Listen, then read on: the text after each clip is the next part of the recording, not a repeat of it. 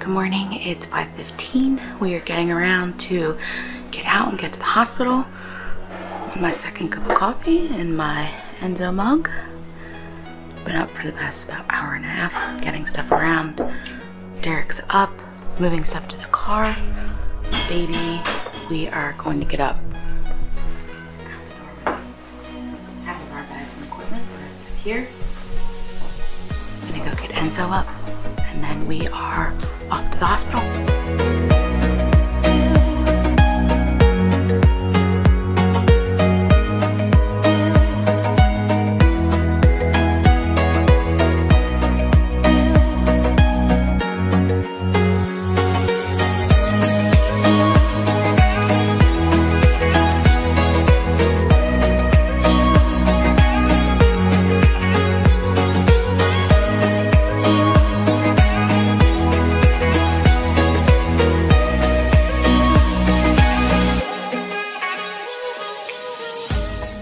So Enzo is out of surgery.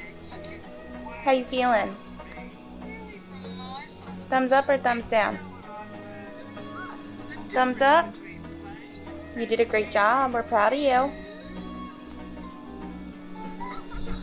So we got good news. His airway looks really well.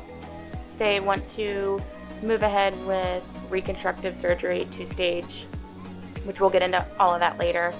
They want to, they took a couple biopsies and some viral and bacterial panels. So they're gonna check all that out, get back to us in a week, and decide on when they wanna schedule his surgery. So we'll definitely let you know. Right now, we're just gonna spoil this little guy, let him rest, and watch as many cartoons as he'd like.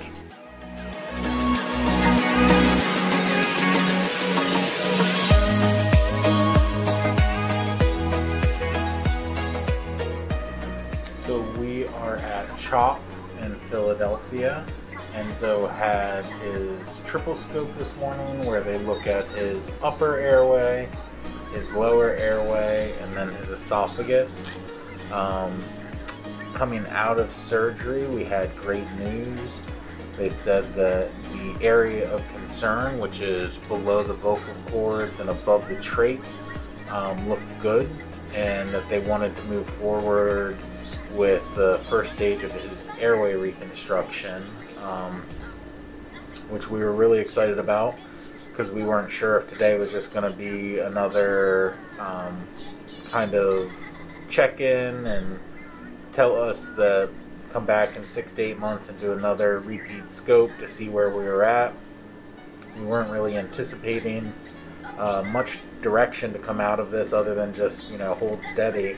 So we were excited about taking those next steps. We came into the recovery room.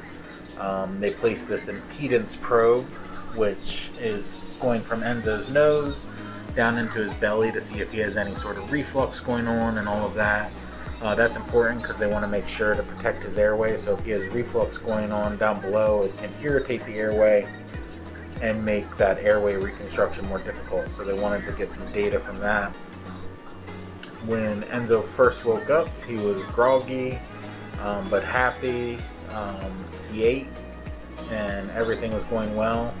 Shortly thereafter, his vitals kind of started deteriorating.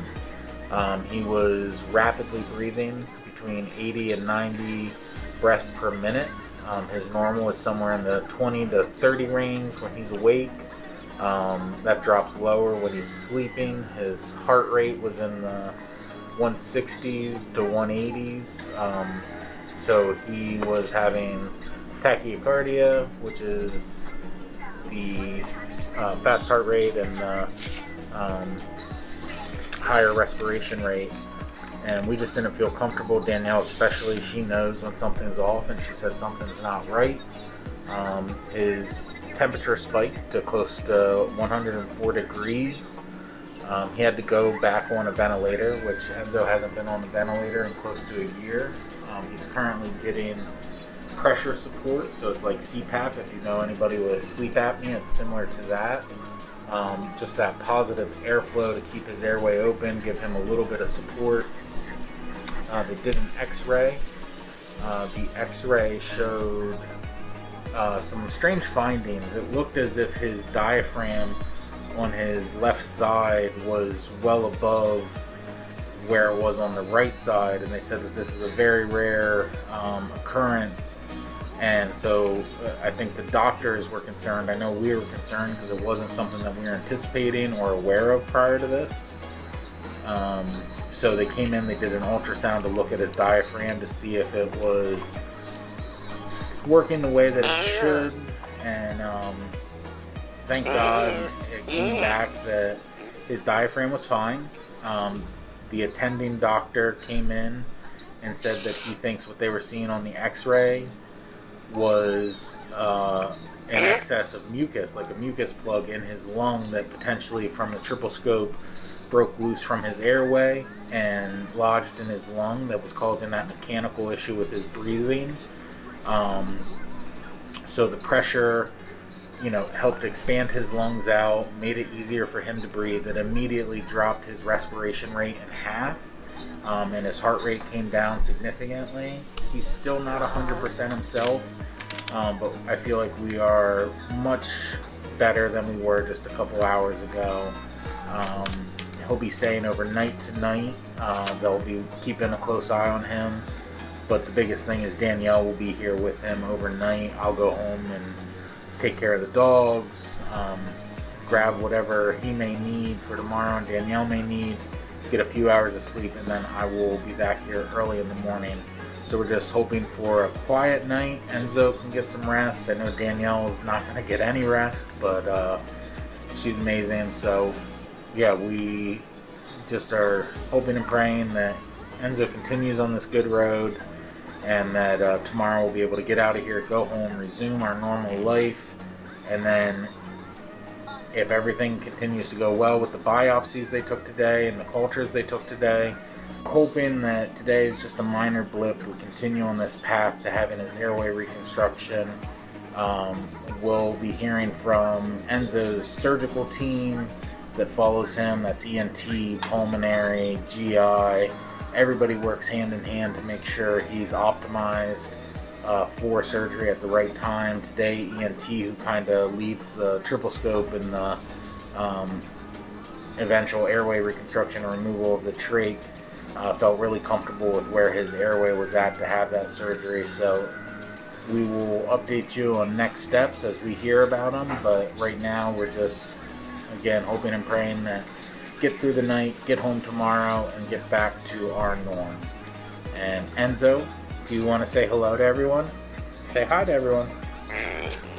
Say thank you. Good morning. We had a good night. Enzo came off of the ventilator, stepped down starting around 8 p.m. last night till midnight, which is great. So he slept on his normal machine, which is heated humidification, and then went on his HME during the day.